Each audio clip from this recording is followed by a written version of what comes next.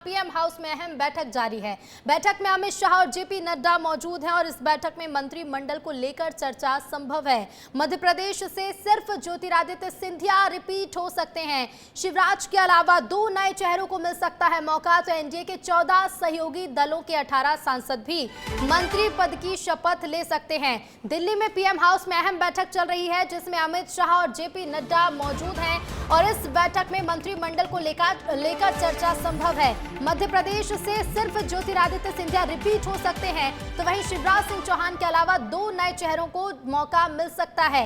NDA के 14 सहयोगी दलों के 18 सांसद भी मंत्री पद की शपथ ले सकते हैं। बता दें आपको, कल पीएम मोदी शपथ लेंगे, लेकिन उसके पहले आज पीएम हाउस में ये महत्वपूर्ण बैठक चल रही है और एनडीए के 14 सहयोगी दलों के 18 सांसद भी मंत्री पद की शपथ ले सकते हैं। मध्य प्रदेश से सिर्फ ज्योतिरादित्य सिंधिया रिपीट हो सकते हैं तो वहीं कुल नए 3 चेहरों को मौका मिल सकता है। शिवराज सिंह चौहान के अलावा 2 और नए चेहरों को मौका दिया जा सकता है।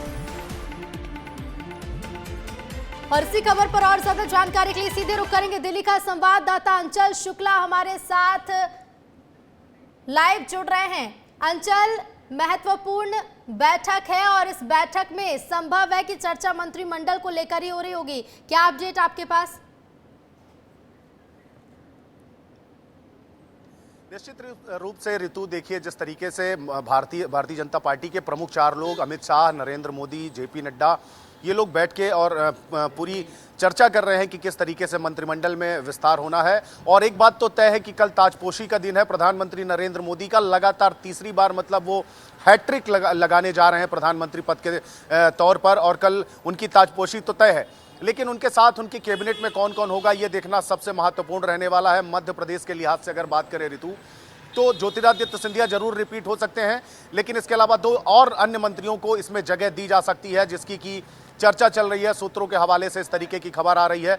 और एनडीए के जो 14 गठबंधन है उनके 18 सांसदों की भी ताजपोशी हो सकती है ऋतु। ये इस वक्त की बड़ी खबर है जो पीएम हाउस से निकलकर बाहर आ रही है। जिस तरीके से चर्चा चल रही है, लगातार नामों पर चर्चा कर ली गई है, लगभग नाम तय हो चुके हैं, लेकिन अभी सूचना किसी को भी आधिकारिक तौर पर नहीं दी गई है, पुष्टि नहीं की गई है।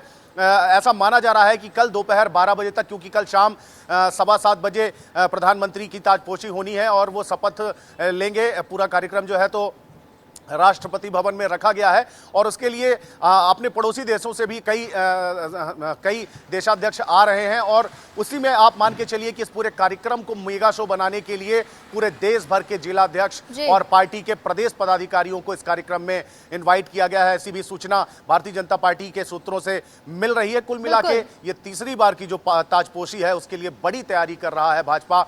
भारतीय जनता पार्टी इसे ऐतिहासिक बनाना चाहता है। देखिए अंचल, जिस तरह से आपने बताया भी कि एनडीए के जो 14 सहयोगी दल हैं वहां के 18 सांसद को भी मंत्री पद दिया जा सकता है। लेकिन अगर हम मध्य प्रदेश की बात करें, क्योंकि मध्य प्रदेश में रिजल्ट बेहतर रहे थे बीजेपी के लिए, 29 की 29 सीटें बीजेपी को हासिल हुई, क्या लगता है ज्योतिरादित्य सिंधिया के अलावा कौन से नाम हैं जिन पर चर्चाएं जोरों पर हैं, जिन्हें लेकर कयास लगाए जा रहे हैं कि उन्हें मौका दिया जा सकता है?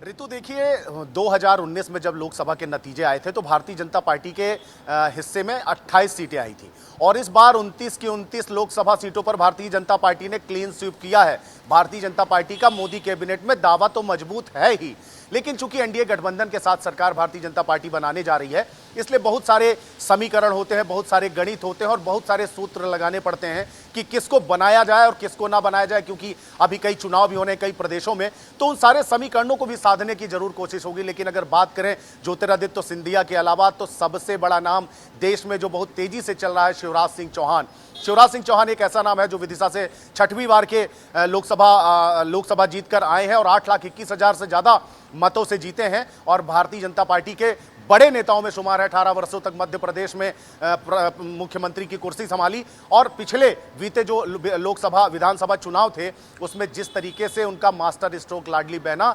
163 सीटों के साथ मध्य प्रदेश में बम्पर सरकार बनाने का काम किया था।